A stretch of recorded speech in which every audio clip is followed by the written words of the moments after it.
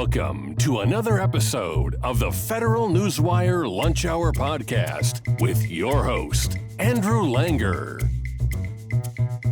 Well, hello, everybody. Welcome to another episode of the Lunch Hour with Federal Newswire. I am your host, Andrew Langer, and if you are enjoying this podcast in the audio format, please come and check us out on YouTube to check out the videos of my interviews with our guests. If you're watching us on YouTube, please check out the audio version. Wherever you want to listen to podcasts, go and check them out there. And remember to leave reviews, let your friends know, your family members know, your friends' family members, et cetera, et cetera. Listen, this is going to be a heavy geekery show, and I love every second of it. Joining me right now is Wayne Cruz. He is the Fred L. Smith Fellow in Regulatory Policy at the Competitive Enterprise Institute, my alma mater. I was there many moons ago. I consider Wayne to be a trusted colleague. He is the nation's expert on all things regulation.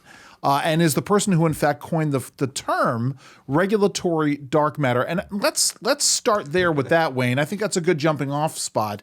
What is regulatory dark matter? Andrew, first of all, thank you so much for having me. It's great to see you again. It's a real treat Always. for me. It's a real treat for me. But look, regulatory dark matter. If you think of all of the things that lawmakers do, you've got a few dozen laws every year. You've got 3,000 plus rules and regulations that are pouring out of the alphabet soup of regulatory agencies. But on top of that, you have what are called sub-regulatory guidance documents or notices, bulletins, circulars, interpretation letters, administrators' interpretations, all of these forms of guidance and nudging and directive that I took an interest in back in the Obama era. In the Obama era, he said, I've got a pen and I've got a phone, and if Congress doesn't act, then I'm going to act. And you mentioned our group, Competitive Enterprise Institute. We took this notion of saying, well, let's look at this question of executive branch overreach. Sure. Let's look at that. And so we did. And as we started to look, you start peeling back these layers. We've known about guidance documents for forever. Decades, The FAA guidance documents I've heard alone, stacked to the roof, stacked to the ceiling. So I started thinking, well, I compile, in a report I do every year, I compile regulations. We're going to talk about 10,000 commandments, I thought, well, maybe we need a little, I can tell how many laws were enacted. I can look at the U.S. Code. I can look at the Code of Federal Regulations and see the rules that are out there, but nobody knows where to find all these guidance documents. They're not supposed to be binding. So I started to take a look and see where they are, and it turns out you couldn't find them. Sure. But there are a lot of them. And so when I first had... time out. And there's a lot of them, right? Because the Administrative Procedure Act is hard, right? It's important, right? It's a thorough vetting. You're supposed to go out, you put something out for notice. People comment on it. They have obligations when people comment substantively. It's a hard thing to do. So instead of going through the formal notice and comment process, we'll put out a guidance document. We'll put out an interpretation letter. There you go. Sorry, go ahead. So sometimes rules would come out without going through putting out a proposed rule. They would simply do an interim final rule. So there are ways of working around the Administrative Procedure Act. So we talk about modernizing it and having that protect us. It's part of the answer, but not the whole way. Sure. But when I noticed this about the sub-regulatory guidance that I took to calling regulatory dark matter, the reason I did, I made this analogy. Like when I was walking over here today, it's a cloudy day, but normally when you're walking out, you can see the sun, you see the moon, the stars, planets. You're still only seeing the tiniest fraction of a percent of the entire universe. Yeah. And I started thinking that there's a little bit of an analogy to that with respect to guidance documents pouring out of the agencies. And so in the Obama administration, for example, prominent examples of that were, the Obamacare statute was issued. But then Obama made tweaks to it through IRS guidance documents, not going back to Congress to tweak the law, not going through a notice and comment regulation, but just doing an IRS press release and things of that sort. Obama himself did a press release. Sure. That was an example that struck me. Sure. Also, some of the heated regulatory debates of right now, like in the Labor Department, what's a contractor? Of course, the independent contractor rule. That kind of thing. A lot of time talking Who about is a franchisee, and all these sorts of things. Those are in rule phases now, but that's only because in the Obama era, an administrator's interpretation went out like a press release, redefining those that way. So it was the Trump administration that turned those around. So the guidance documents percolate from various ones of the agencies in that kind of way. Those are prominent ones, but we can talk about the inventory. I do want to talk about those. It's interesting because one of the very first cases I worked on with the gentleman I worked for at a law firm here in town, it was a criminal case against a company following a change in interpretation based upon a guidance document that had been sent to them. And it had to do with what constituted a definition of how much benzene was being used in a particular. And the interesting thing was the agency originally interpreted it as, okay, we just want to know how much benzene is in your closed system. But then the Clinton EPA came back and says, no. We're going to count it every time every time a molecule of benzene circulates through the system, that gets counted. So instead of having a metric ton of benzene on site, you actually have an infinite amount because it's constantly circulating. All through guidance, not through the regulatory process. Prosecuted criminally for that, which is crazy. Wow. Yeah. So, but let's sort of talk about, actually, before we talk about the problem, because you've opened up the door on this. This was Obama era. You're talking about getting the idea. The Trump administration came in within the first week, had put out some executive guidance on issues having to do with interpretation of force of law and regulatory transparency. Talk about those and talk about what the Biden administration did when they came in. The good thing is that when every president comes in, even when it's a Democratic president, they tend to freeze what's in the regulatory pipeline. The problem is some unfreeze it pretty quickly and they thaw things out and add more to it. Trump froze what was in the Obama pipeline. Yeah. And just interestingly enough in this, and kind of transitioning to Biden, there's something called, if you imagine all the rules pouring out of agencies at a rate of 3,000 a year, there's something called the Congressional Review Act that was enacted back a generation ago in 1996. Bipartisan. Yes. It was done with small business reform. It was done with paperwork reform, reg reduction, small business. Very bipartisan. The charge was even led by Harry Reid of Nevada. It's in today's environment of contention over regulation, over spending, it's almost impossible to believe. But the CRA, the Congressional Review Act, gave Congress the opportunity to overturn a rule coming out of the agencies. Now, they'd have to get up on their hind legs and say, okay, this is a major rule, and we're going to overturn it. We got to pass it in both houses. President's got to sign it. Major rule at the time defined as $100 million a year or more. Now doubled. We got to hit that too. There's so much stuff to this, and it's fun to follow. But that ended up being it passed. It was uniformly just very, very, very popular. It was like 90 to nothing in the Senate. But the CRA was enacted. But by the time Trump got into office, only one rule had been overturned. That's right. And then there were over a dozen during his administration that were rolling back those Obama rules, kind of related to the dark matter. But these were actual rules that were in the pipeline that they had a chance to overturn. Now Biden has completely overturned Trump's streamlining, which, in addition to Trump rolling back rules through the CRA, you might recall he had done his whole operation was 1 in, 2 out. Right. If you're going to issue a new significant rule, you got to get rid of at least 2 others. Now, they don't have to be significant, but you got to get you got to get rid of at least 2, and we got to do it in such a way that we have a kind of a flat zero-based budget. So no more adding regulatory costs. The first day. Oh, and by the way, Trump did. We'll talk about this a little bit later, probably. But Trump also did the first guidance document. That's what I'm saying. Which we've never had. But Biden, as soon as he came in, Andrew, on day one, he issued something called Modernizing Regulatory Review as a memorandum. Yes. Everything that Trump had done. 1 in, 2 out, his guidance document portals, his protections for the public in terms of guidance documents. Exactly. All of these things were rolled back by Biden, who has in the first day. Yeah. It was literally the first day. Yeah. And now Biden, in follow-up to that initial Modernizing Regulatory Review memorandum, last month issued Modernizing Regulatory Review, the executive order. Okay. And this is where we're going to talk about this. This is Circular A4, and we're going to talk about this in a second. So, but before we get to that, this is the thing that gets me. One of the things that bothered me during the 4 years of the Trump administration, you and I have friends in the free market, limited government, libertarian movement who gave Trump no credit on what he was doing on the regulatory side of things. Why were so many of our small L libertarian friends so skeptical and not wanting? Was it just anti-Trump stuff, or was it, or where do you come down? Maybe I'm overstating it. No, it's a mix of a lot of things. Okay. And look, I can comfortably say, as one of those small L libertarians, that I would tend to support neither party. Yeah. Okay.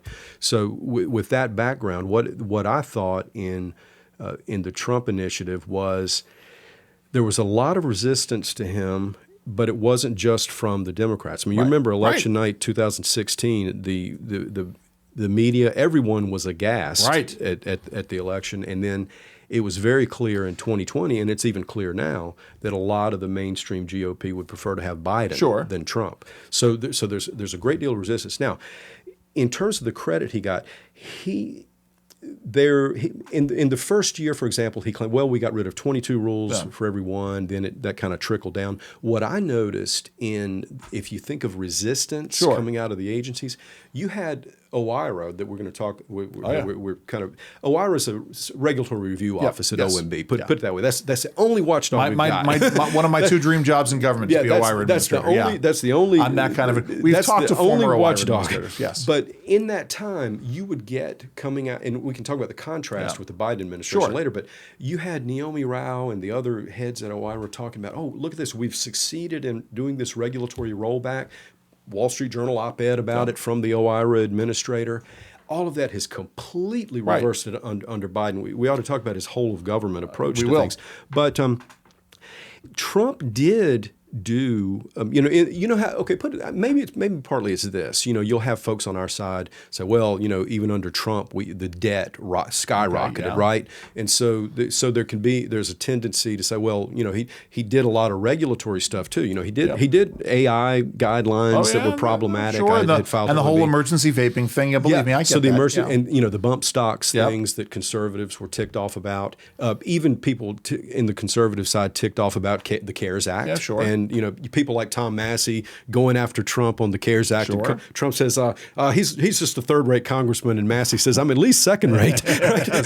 So you had that kind of fighting, but it is the case that Trump had his regulatory impulses too. Right. And I kind of called it when I reviewed these in my annual review. I called them swamp things. Yes. I said Trump had these great notions, and they were really, really important. I think the guidance executive order was the most important thing since the CRA in terms of restoring congressional accountability. And I agree with you. It's one of those things where I was a skeptic. I've been to this dance before, right? Yeah, I mean, you and I have both, where George W. Bush gets elected as a deregulatory president. We're going to do the Reins Act. Regulatory state continues to grow, not unabated, and certainly at a lower extent than under Obama. But still, I mean, it was one of those things where I never expected.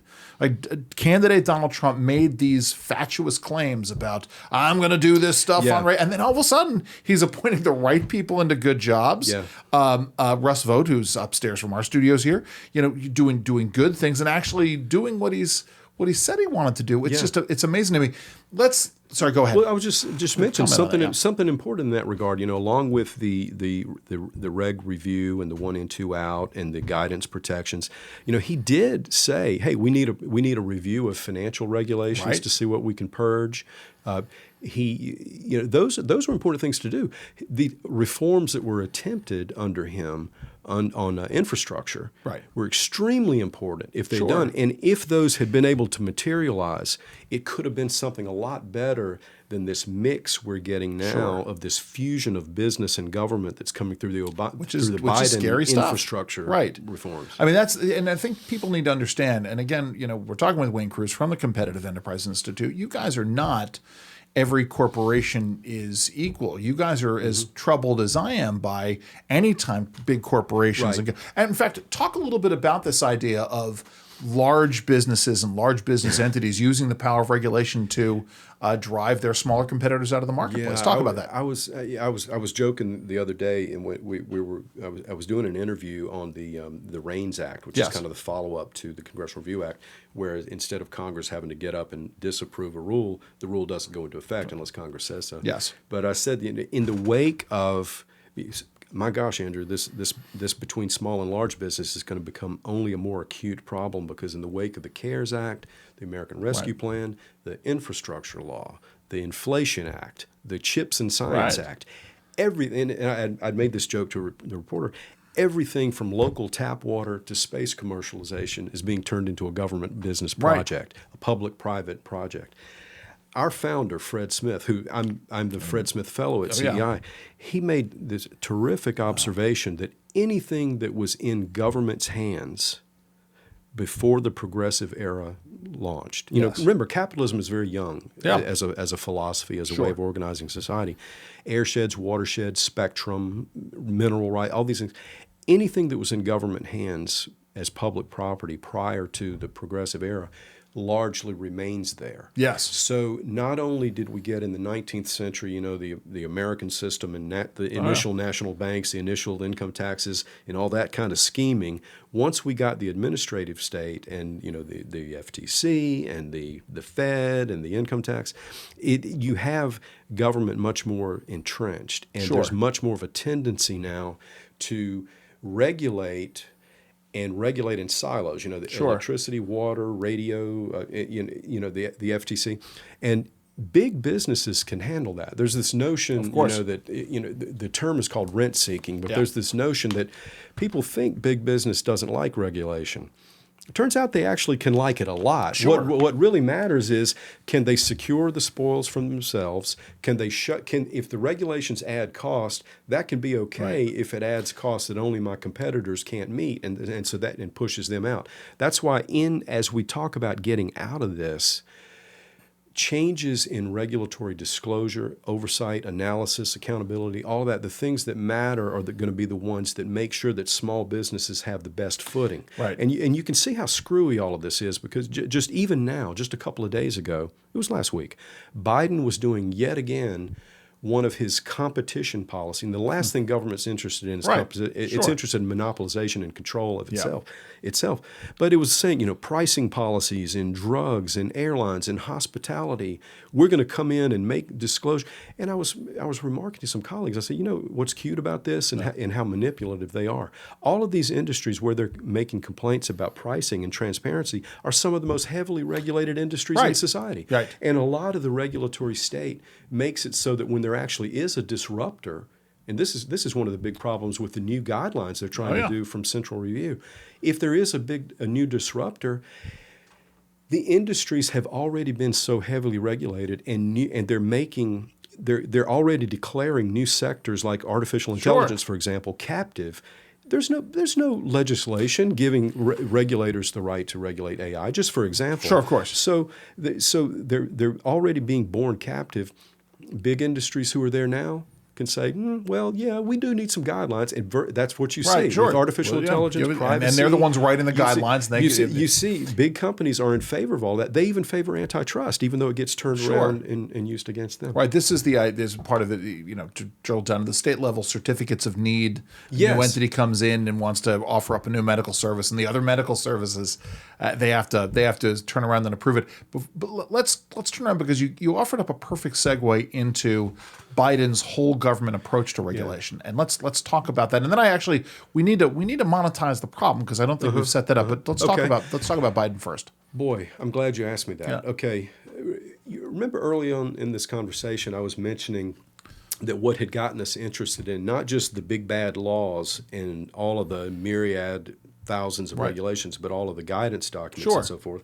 And it was Obama that kind of triggered the interest in that. Sure. And by the way, there is legislation now introduced to try to kind of deal with that stuff, which is a great thing. But Biden, to me, has taken that to a new level. Right. Where you had, everything is more spending, more regulation, and more dependency. Right. That drove Obama. But I think in Biden's case, if you look back at his, just for example, at his two State of the Union addresses, the progressive agenda now, and Biden does exemplify that. Oh, sure, I agree. He is more spending, more regulation, and more dependency. And you can see it in everything he does. And so his administration, at the time he got rid of the Trump orders, he changed the regulatory review function at the White House Office of Management and Budget, which, as I mentioned before, is our only watchdog. Yeah. He changed that so that rather than being and things, it kind of decayed over time. Yeah. Under Reagan, the central review was, well, benefits need to exceed costs. Yes. Under Clinton, that changed to, well, benefits, they don't need to exceed costs, but they need to justify costs. Sure. Now with Biden, that's out altogether, and he just says, now we're pursuing net benefits, period. Right. And so that's what he's done. And there are several fronts, Andrew, in which he has articulated what he calls, it's his phrase, a whole of government approach. And I think he gets it from Tony Blair. I went and said, so where does this actually come from? But it seems to be Tony Blair. But he has whole of government initiatives in equity, environmental justice, climate crisis, digital currency, long COVID, anywhere where there's an avenue the way I see it, to spend. What we have now is a big fusion of spending and regulation, and he is pushing that forward in a whole of government series of whole interesting you said that, because I've noticed a theme in the last 6 months, especially, that I've been working overtime filing comments on things. For those of you who don't know, I have in addition to doing the show, I do a lot of regulatory work. As you can tell, it's my great passion. So, but I've noticed themes in terms of the rulemakings that are out there. So a series of rulemakings that are in either HHS or the Department of Education or some of the other agencies that go after religious freedom, or a series of rulemakings of the Department of Education that take on different aspects and avenues, but are all going after for-profit education. So things like that, where it's you're seeing the same things pop up over and over again, and it's really clear that they're wanting to use every different agenda. The pursuing of the independent contractors in a number of different agencies themselves. This is pretty much what you're talking about, isn't it? I noticed this initially, but all that has happened over time is I've become even more and more alarmed by it. Because what I found, we talked about, bad laws and imagine a bad law from one agency. Okay, fine. But what Biden has done instead is he's enlisting across the entire government, where they unite. And, we talk about competition. Right. This is a collusion among the agencies that in the private sector wouldn't be tolerated at all. ESG is a prime example of this. ESG is the primary example, because what it does is it even pulls together all of the others. It pulls in, it's bringing in equity, it's got the climate stuff. But what's interesting about that is when Biden would instruct agencies to come forth with their plan on equity or environment or climate, they would have these, you can go and find on the White House briefing room, where they have these big organized events where you have speakers from across the agencies talking. And guess what? On ESG, for example, it's not just the executive branch departments and agencies that are engaging. Oh, yes, Mr. President, here's our plan on, here's our plans for ESG. It's the independent agency. It's the Federal Reserve. Yes. It's the CFPB. It's these independent agencies that are also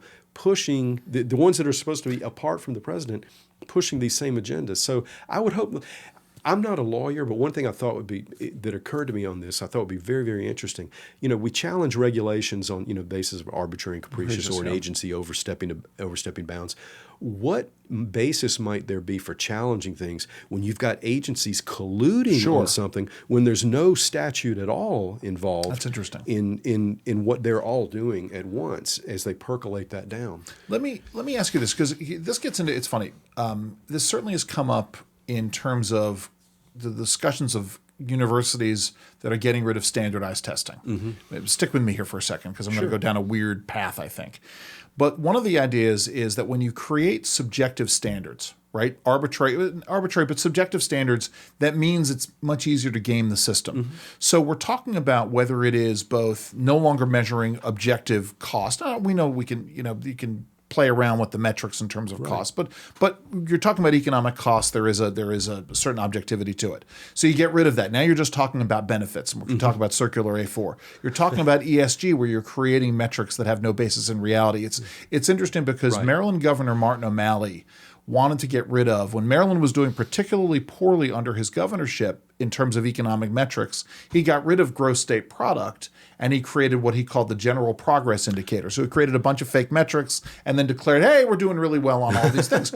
But this is exactly what we're talking about with ESG, or with what they're talking about with Circular A4. For those of you, Circular A4 is this proposal on the part of the Office of Management and Budget and OIRA to go out and create a whole host of subjective measurements.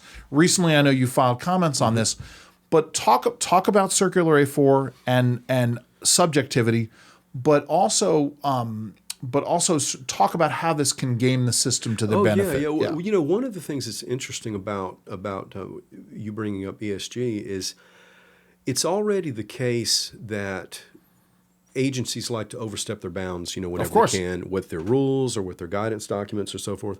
But we are now in such this was a point that I made in the last edition of my annual review of regulation. The laws that have passed over the last few years, and this is going to tie to Circular A4 and what it's about to try to do, but the laws that have passed over the past few years are so enormous in terms of their spending that they are hyper-regulatory even before anything gets down to the agency. I mean, we were talking about infrastructure and, you know, the directives in terms of environmental justice schemes and things of that sort. So it's already hyper-regulatory. And then when you think about the fact that we were talking about the small business and small business regulation, unfortunately, the Small Business Administration, which is the one that can, in some cases, be our big ally, has a big boast on its website that says the federal government is the largest purchaser of goods and services in the world. Time out for a second, because I'll tell you something, because you were talking about things that happened under the Obama administration and champions of this and how these things changed and what these agencies are supposed to do. The Small Business Administration's Office of Advocacy, which is an entity that is also supposed to be engaging in regulatory review, under the Obama administration, they put in charge a guy who'd never done any kind of regulatory analysis, and he set out to turn the Office of Advocacy, again, the only entity in the federal government statutorily charged with being able to challenge the regulatory decisions of other agencies without having to go through the OMB. He wanted to turn that into an entity that was doing research into access to capital, because that's the way the progressives view the SBA is it's an access to capital issue. By the way, Wayne Cruz, the man who told me you don't have to teach grass how to grow, you just have to remove the rocks, i.e. in terms of regulatory burdens. So I'm sorry. So get back to this, though, in terms of what they're trying to do and what ESG and A4 the interesting thing about when you talk about when you think of the spending that's taking place under these new laws that are already regulatory, what is government spending doing? A big part of it is to contractors, for procurement, for government employees, for state and local grants and aid. Every bit of that now, and you can go and see the new rules of the new NASA, GSA, DOD rules on terms of procurement and acquisitions. They're building in all of the ESG stuff into it. So now anybody who's a contractor has to be on board with the climate agenda and the equity agenda and so forth. Any small business that might happen to have dealings with the federal government is going to get swept up in this.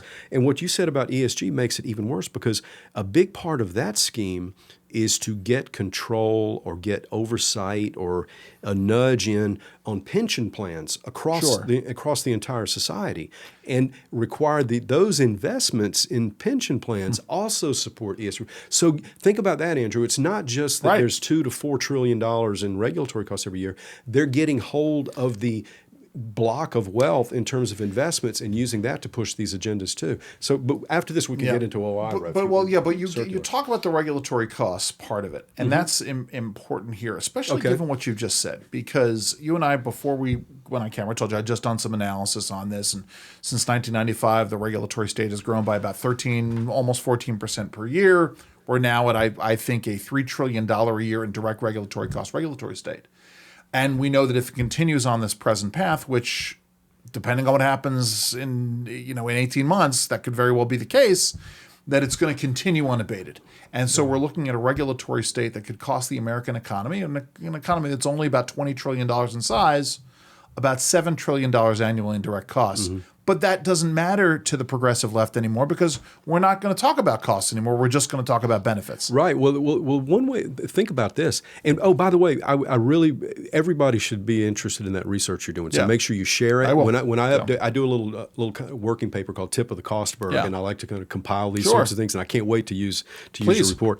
But the expansion of regulation, it used to be that the federal government, the Office of Management and Budget would divide it up. Environmental regulation, economic regulation, health and safety regulation, paperwork, and their estimates of regulatory cost, even 20 years ago or more, were over $1 trillion. Right. Yes. And they were all reluctant to do it. But what's happened now in terms of the imposition of costs? I'd mentioned now Biden's modernizing regulatory review.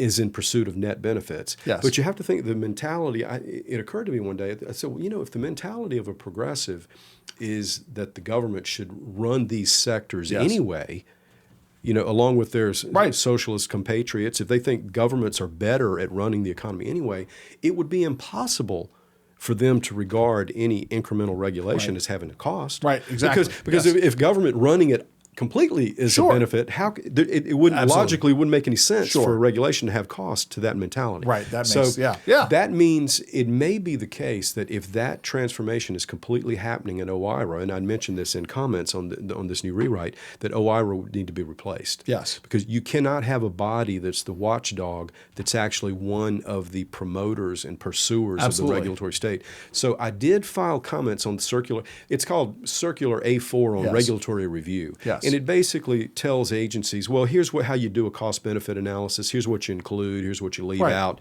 Here's how you discount things. I'm like, discount an imaginary number. Yeah, sure. But here's how you do these things. But throughout, the document is permeated with market failures are everywhere, and we need to step in. No mention of political failure. Right. I'd mentioned Fred's notion earlier of everything's still in public hands. And exactly. Yeah. So they disregard altogether that notion of political failure. If there were really an agency expertise. And I challenge this notion. So we got to, Congress is an expert, so you got to delegate things down to a regulatory agency. And I think, most things actually probably shouldn't be managed by government at all. Right. Not even Congress, let alone then transfer down. But as technology advances, as wealth increases, the case for market failure in a particular given sector should decrease. Right. And so the agency expertise would constantly be looking for ways to say, okay, we can now privatize this governance. Absolutely. Fred, the other thing, something else Fred would always say is there's never no regulation. Laissez-faire doesn't mean companies run around doing what they want. Right. Your choice is always competitive discipline or political discipline. Sure. And often competitive discipline is going to be better because it's not just an agency setting a floor. It's upstream suppliers. Listen, it's all these array of forces. We know that democracy can devolve into mobocracy. Mm-hmm. That being said, though, on an aggregate level, especially when it comes to a marketplace, marketplaces are forms of democracy. Oh, sure. And competition is a form of democracy. And so people go where they want the better product, the better service, even in some cases, the better corporate viewpoint of what the viewpoint towards social justice or what have you. Right? We're going to support the businesses that reflect our values. But the more government gets involved in picking winners and losers, the more that gets out of it, doesn't it? Because then you don't have that choice. It takes it out of people's hands. Yeah. So you guys have filed comments on this Circular A4. Mm-hmm. We have a pretty good expectation that regardless of what you and I say about A4, they're going to impact this. Mm-hmm. But this does not come.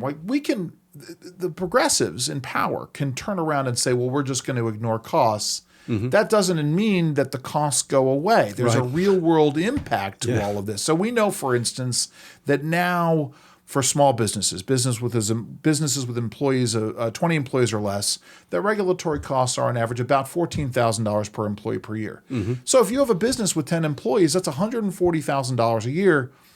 And then we haven't even talked about opportunity costs. We don't necessarily have to. But talk about what a $7 trillion regulatory state or a lost opportunity cost of $57 trillion means to an American economy. What does it do to us? Oh, it's tremendous. I think in a lot of ways, I've thought that we have never grasped the cost of regulation and its impact. Sure. I testified a few years ago in the House Budget Committee on the notion of a regulatory budget. Sure, yes. And I supported the notion of a regulatory cost budget. I didn't want net benefits to be brought in the equation for all the things we're talking about. The way I was looking at the world was, well, Congress already knew the benefits before it enacted a certain piece of legislation. And I agree with you 100%. You were one of the first people to say that in Congress, and I thought it was important. And they should simply decide how much of the proportion of GDP do you think is appropriate? Sure. And you can never measure it perfectly, but what do you think is appropriate to spend on health and safety or on these other purported benefits, and then set a budget constraint for that? But I'd mentioned, even a generation ago, costs were $1 trillion, but we know there were a lot more because even the regulatory costs didn't include, central banking and all of these things. All of these big programs didn't really include the government steering in the economy is not included. It's just little particular And time rules. out for a second also, because also one of the great problems with direct regulatory costs is that they fail to measure lost productivity, right? Which is this idea of, so if you have a business and an employee spends an hour trying to figure out what a regulation, what they have to do to comply with a regulation, the way we account for it is we only account for, let's say that employee gets paid $20 an hour. So we only account for the lost $20. Yeah. But that employee could make the business $140 in that same time. And so we miss out on that. That's what we're talking about in terms of there were right. Sorry, go ahead. Well, there were figures on lost costs like that in terms of compliance, and having to pay employees to shuffle paperwork, and sometimes even house government employees in your building, to do these things. And you're talking costs in tens and tens of billions of dollars. I remember it's one of those things where I always wanted to express it in time as opposed to dollars, because I thought that made the case. So I remember when the EPA was doing their lead in home renovation rule way back when. At one point, they wanted to mandate that every business have employees go once per quarter, 1 day per quarter, for training on this, every quarter. So 4 days a year. And, if you only have a 200-day, productive year for an employee, that's 4 days out of that year. That's 2% of their productive time only to deal with this rule. To me, it was right. It's 2,000 hours per year. I had made the suggestion years ago about, Donald Trump said, 1 in 2 out. I just wanted a very simple no net loss of time pledge. That is an excellent idea. And when you mentioned the Office of Small Business Advocacy as being the other watchdog apart from OIRA, it's a very important point. They are one. I would say that if we get attention to regulatory reform again, SBA would be the one to take into account this notion of time. And I think don't lose track on that. Always keep that on the burner, ready to release. I thought something similar with respect to Trump's 1 in 2 out. I said, well, you can do 1 in 2 out, but maybe do it as rather than getting rid of other numbers of rules, dollars or something like that. Right. But time is equally good because we can measure. The only thing you can't make more of in the end. It's a situation. We're going to have new metrics like that. There are a number of things that we can discuss here or in another session, but. In terms of climbing out of this, but I think the notion of if you can't measure dollars adequately, doing time is going to end up being something really important. So what do we have to do in terms of OIRA? Right? Where does OIRA go? We've had good OIRA administrators, we've bad OIRA administrators. That's the problem. It was a similar issue, with EPA flipping between one administrator. Sure. You can't govern like that. This is not. It's not even regulation. I think the notion that you think of a value and then name an agency after it, and you're regulating, you're not regulating. You're probably usually messing things up. But OIRA will.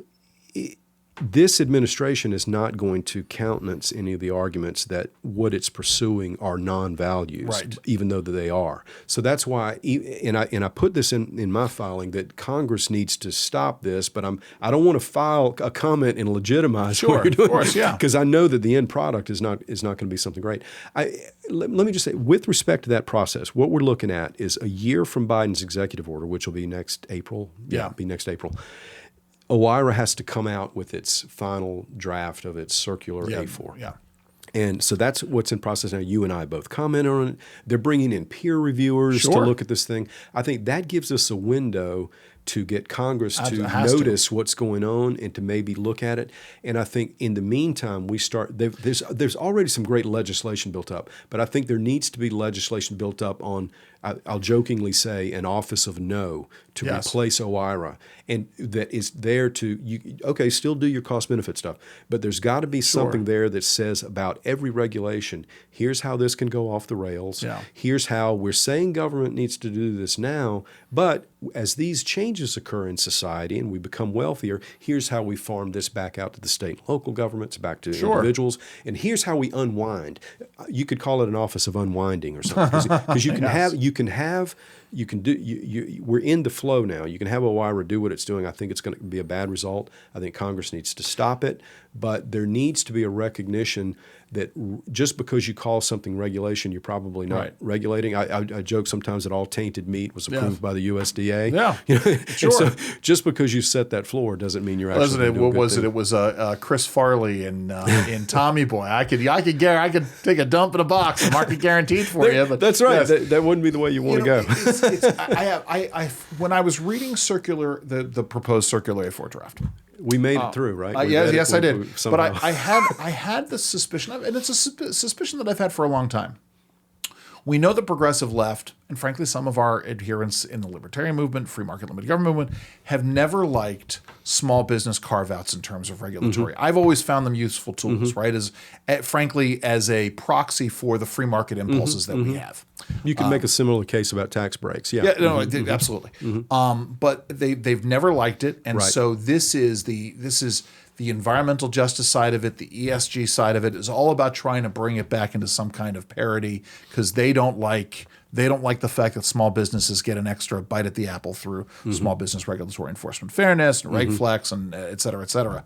Anyway, that's my thought. Listen, before we leave this, I like to talk about what people do outside of their jobs. I think it helps to humanize it. I know you're an avid motorcyclist, yes, a biker. Yeah. You just did a trip to the northern Midwest. What? No. That was not me. What I just did was well, my father got me into riding. I mean, I rode a motorcycle as a little kid, but before Dad died, he was on his third Harley and his third wife. Okay. he got me started riding, and I've been doing that for years. And I would take my wife down, and then when our boy Marshall was born, I didn't want her on two wheels. Sure, of course, I get it. So I was down at Bike Week a few weeks ago, and what we enjoy as the Cruz family, we enjoy a lot going to the beach. We got a little trailer at Ocean City and things like that. But and then a farm downstate in Southside Virginia is kind of the family farm. So we love kind of going between those two places. But doing this regulatory work is a real passion, just because when I got into the libertarian movement, I was in college. I was the only one that I knew. I'd read something like one of Robert Ringer's books, and then discovered Hayek, and I happened to run into the Libertarian candidate for president at the mall, and it was a pure accident. And I ended up going to the convention. I ran for state senate as a kid. I was kicked off the ballot in my home county because I wasn't yet 21, but I stayed on to the next county. Sure. Like all libertarians, I got 4% of the vote. There you go. Right? See, it's solid 4%. So it worked out anyway. But we love like a lot of folks are here. Talk about, because I didn't ask you this and I should have. How did you go down the regulatory path? So for me, I worked for the blind lawyer, and he was doing this kind of work, and my dad's an environmental scientist, so I've always been passionate about cost benefit analysis and comparative risk assessment. How did you find your way into this? Cost benefit makes a lot of sense when you're in a company that's internalizing it. But see, the way we do it in the federal government, we're not. Well, for me, the way it was I had gone to William and Mary, and I'd studied, did an MBA. I was going to go into banking or finance. That was my plan. Yeah. But as I'd mentioned, I had gotten interested in small L libertarian free market ideas. And even though I did an MBA, I was more interested in business as a whole rather than working for a particular company. And I was getting these mailings from Institute for Humane Studies and Cato Institute and so forth. And I started going to these seminars and meeting these professors. I thought, my God, this is awesome. I would love to kind of work in this world. And so I came to George Mason to study economics, and I studied had the chance to study under James Buchanan, who won the Nobel Prize in economic sciences in an economic philosophy class. And I was on the track to work on a PhD. I ended up dropping out at about the master's level. Got a house, got married, ended up working on the Hill. But in those studies, studying public choice economics, there was a lot of work done on legislatures and on the judiciary in the public choice field, and I was seeing like a little bit of a gap with some regulatory notions, and I took an interest in it. I went to work at one of the think tanks in town. I also worked at FDA and went to work at a group called Citizens for a Sound Economy. Sure. And so I was putting this report together, and I was calling it. I thought, well, we have the federal budget. Yes. What about the regulatory side of things? We didn't even talk about this. Yeah. That's we can hit it another day. But I was putting this report together, and I called it like Regulatory Trends, 1981 to 1992. And I thought, this has got to come up. I'm showing my age, but y'all are getting old. But I think there's got to be another name for this. And there'd been this old book from the 50s or 40s or something like that on antitrust called 10,000 Commandments. And I thought it was a perfect adaptation. And I started writing that report. And this year's edition will be 30 years. Wow! And I'd skipped it only when I had I worked on the Hill. When I worked in the Senate with Senator Phil Gramm, and on the Hill I was out of that for a while. But I've written 10,000 Commandments. I've done it for the Chamber. I've done it for Citizens for Sound Economy. and Competitive Enterprise Sure. Institute, of course. There was a few years I was at Cato, and I did the same report there. We're about to come out soon with a new edition of it, and people, it's bad. I'm sure it is bad. Listen, thank you very much for the work that you do, Wayne. You are most welcome. I And appreciate you too. that. I appreciate your work. And this brings us to the close of yet another episode of the Lunch Hour with Federal Newswire. I'm Andrew Langer. He is Wayne Cruz. He is the Fred L. Smith Fellow in Regulatory Studies at the Competitive Enterprise Institute. As I said, please leave us a review. Tell your friends and family members about us. Check us out on either YouTube or wherever fine podcasts are found. Have a great week, everybody. Enjoy the rest of your lunch. This has been the Federal Newswire Lunch Hour Podcast, hosted by Andrew Langer. Check out the Federal Newswire's family of websites, as well as their social media stream.